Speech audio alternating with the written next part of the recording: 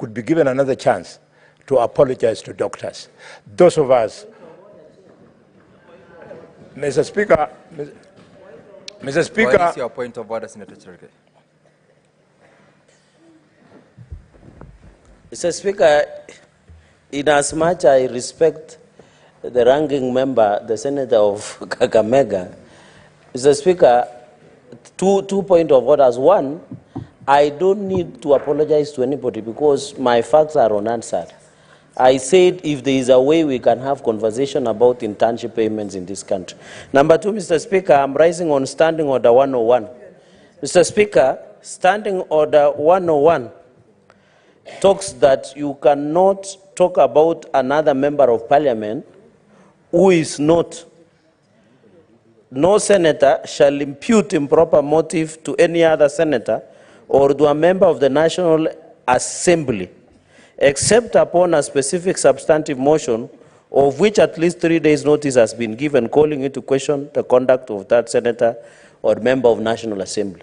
Mr. Speaker, Senator Bony Khalwalwe cannot be allowed to be making sweeping statements. These are House of Rules and Orders. Did you listen? Trying to discuss the member of National Assembly of Kiharu constituency, Mr. Speaker, creating a perception among the eyes of Kenyans that instead of doing his job as chairperson of Budgets and Appropriation Committee, he is doing politics. Is it in order, without bringing a substantive motion to discuss on the conduct of member of National Assembly, Kiharu member of Parliament, National Assembly, is Honorable Ndindi Nyoro, Mr. Speaker? Inasmuch as he has his opinion about him or whatever he does, Mr. Speaker, our standing orders guide us at any given. Can the senator of Kakamega withdraw and apologize? Because tomorrow somebody else will come and discuss another member of National Assembly or even the conduct of another person who they are not here to defend themselves, Mr. Speaker. I know he has been getting away with many of the things, creating snipes against colleagues, and Mr. Speaker, Senator Bony Khalwalwe should behave like a majority chief whip. Unless he is the majority chief whip in government but in opposition, he should choose sides. You cannot be having your cake and eat it, Mr. Speaker. Your point, Senator Cherargei.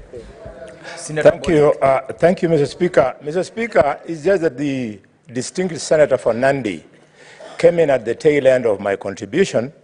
He would have seen that I did not raise anything substantive about the member of parliament for Kiharu. I know the rules. You came in at the tail end. But, Mr. Speaker, having said like that, I don't know why it is occurring to the distinguished senator to become the barometer to measure how somebody should serve when he is in the office of the government whip. Mr. Speaker, the positions that people have in this country, Mr. Speaker, they are earned. You are here as a senator because you won in Bomet. Cherargei, you are here as a senator because you won in Nandi. I'm here for the same reason. And the fact that I became the chief whip, my brother, it is because of the contribution I made to form the government. You did not invite me to the government. I made my contribution.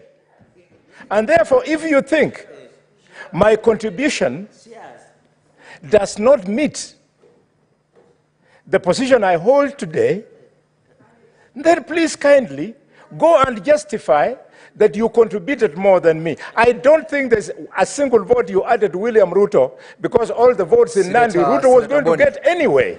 Senator Bony.